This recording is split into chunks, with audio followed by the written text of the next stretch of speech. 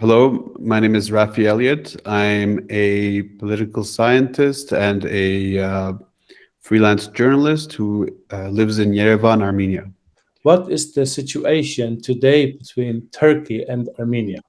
The modern Republic of Armenia, which is a UN-recognized nation state, currently is about 1/10 of the size of the historic Armenia, and it currently borders Turkey to the east. Of course, many Armenians basically will argue that much of modern Turkey is actually built on top of historical Armenian lands, which were vacated of their Armenian population between April 1915 and 1921 in what we and most historians and many countries around the world recognize as the Armenian genocide. So, of course, Armenia's relationship with Turkey has been very complicated since the Armenian genocide, particularly for two reasons.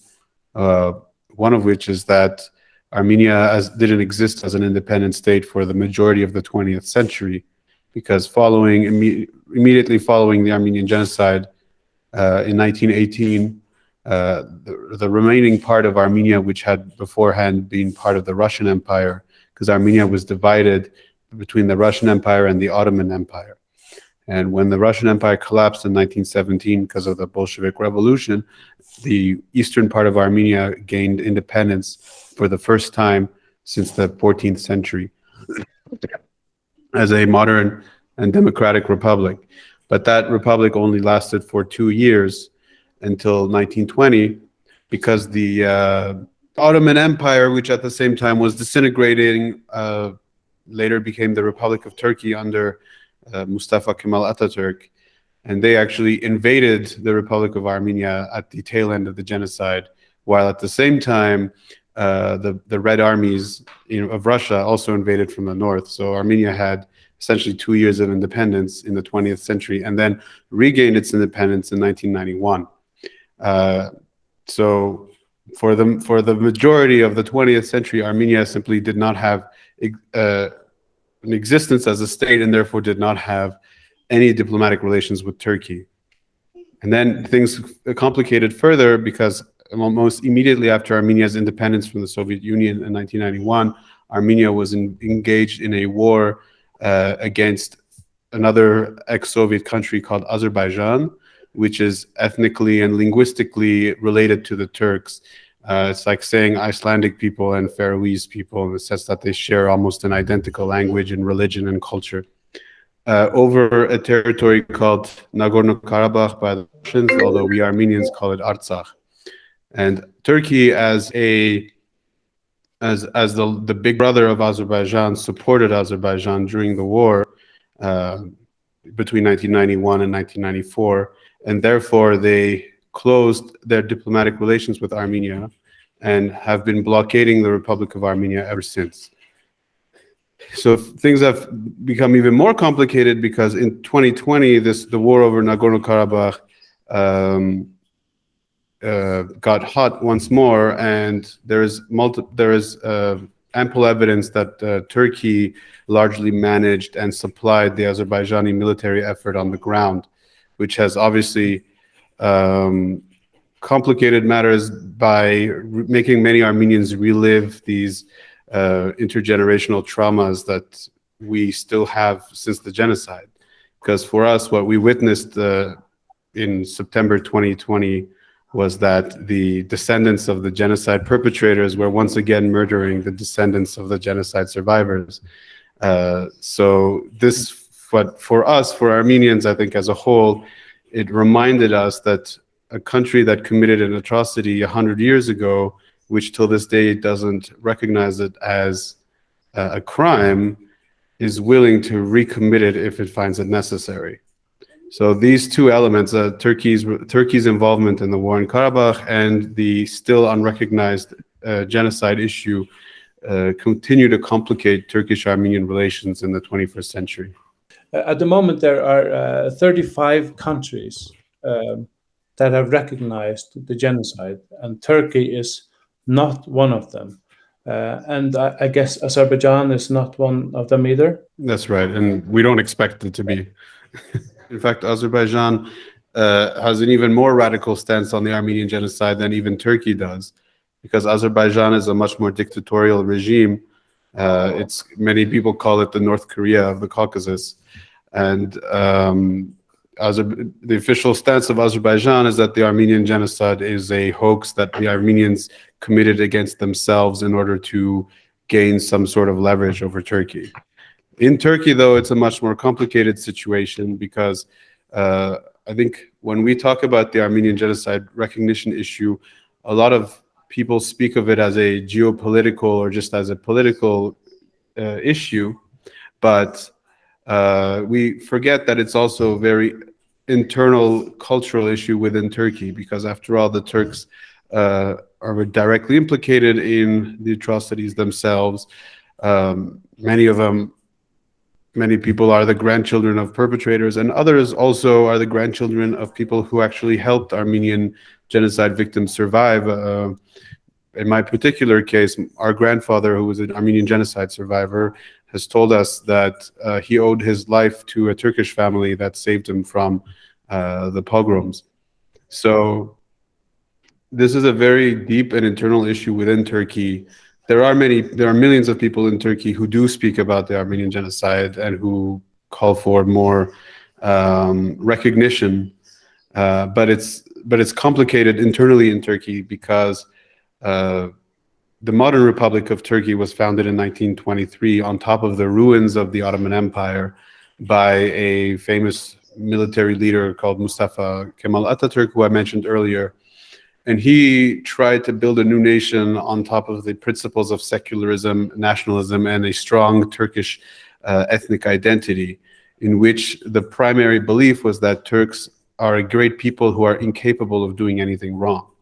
Therefore, to tell Turks that, well, actually, your grandparents did something very wrong, is a very difficult thing for people to accept, when for generations they've been taught that they're basically as close to perfection as possible. And on top of that, there are laws in Turkey which actually legally prevent discussion of the Armenian genocide, and certain people, academics and journalists, have been imprisoned for it. Others have been murdered. In fact, it's an interesting coincidence that we talk about this topic today, because today is also the anniversary of the murder of the Turkish-Armenian journalist Hrant Dink, who had long spoken about Turkish and Armenian reconciliation, and he was murdered by a nationalist for it. And to this day, his murderer has not been convicted. We will wrap up. Can you just briefly talk about, is there peace on the horizon? Can we see the two nations, or maybe three nations, engaging in peaceful talks in the near future? Yeah, that's a real possibility, and in fact, you might say it's becoming a reality. This last week, for the first time in 30 years, Armenian and Turkish diplomats had open, direct talks to discuss reestablishing diplomatic ties and opening the borders. This isn't the first time this happened. This also happened in 2009, but it was a more secretive discussion. And people forget that actually between 1991 and 1993, Armenia and Turkey did have diplomatic relations. And also, right after the Armenian genocide, in the couple of years where Armenia had independence in the 1920s, there were active moves by both Armenian and Turkish politicians to have relations. But I think it's important to remember that normalization of relations is not the same as reconciliation. Particularly, as we know, many other countries in the region have grievances against Turkey, such as Greece, which is both a NATO ally of Turkey and has had diplomatic relations with Turkey since 1922. A lot of Greeks are still unhappy with Turkey's involvement in their history, and likely this will be the case for Armenians as well. Because, as I said earlier, the real play for reconciliation will be primarily a domestic issue in Turkey. When Turks begin to accept their own history and the involvements that Armenians had in their history, and the effect on Turkey's trajectory as a nation, when they basically eradicated a large part of their own population, which is what Armenians were. We were citizens of the Ottoman Empire, same as any other Turk. And they decided to remove one part of their people. And that has had dramatic effects on the future of their country. And once they come to terms with that reality, it'll be easier for them, I think, to discuss normal ties with Armenia. With Azerbaijan, it's another question, of course, because it's very hard to normalize relations with what is essentially a fascist dictatorship, which has a hatred of a certain ethnicity as part of its national curriculum. But I hope, of course, that one day there will be peace for everybody. But on the ground, on a civil matter, on a civil level, are people like yourself, are they engaging in some kind of reconciliation, or organizations talking to each other? Between Armenians and Turks, there has always been a certain amount of what we call track 2 diplomacy, which is non-official diplomatic ties between countries. And even though officially Armenia and Turkey have closed borders and don't have diplomatic ties, Armenia and Turkey have been trading to the numbers of $20 million a year in trade turnover since 1991. Most of the trade just goes through Georgia. Many Armenians visit Turkey. Many Turks have been to Armenia in reality. And there's also maybe 80,000 Armenians who still live in Turkey today. These are the descendants of certain survivors of the genocide who weren't completely eradicated. And these people have a voice as well, and they represent essentially the continuation of Armenian traditions and culture within Turkey. So these people absolutely do play a role. I think for Turks, it's also important to meet real Armenians and to realize, to humanize us, right? Because we always forget that the worst part of the crime of genocide is when you dehumanize other people, because you can't kill other people, you kill animals. And to remember that we are like that. But on a diplomatic level, it's also important to remember that since the war in 2020 has reignited a lot of trauma amongst Armenians, that in regards to Turkey, because Turkey is a country of 80 million people. It's the 4th largest army in NATO. It's a G20 country.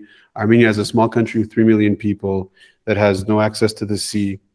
And so we are always a bit at the mercy of the whims of the Turkish government, which is a country right now run by an increasingly autocratic government, which has been involved in military incursions into Cyprus, into northern Iraq, northern Syria, and so on and so forth, and against Armenia only a year ago. So it's very hard to build an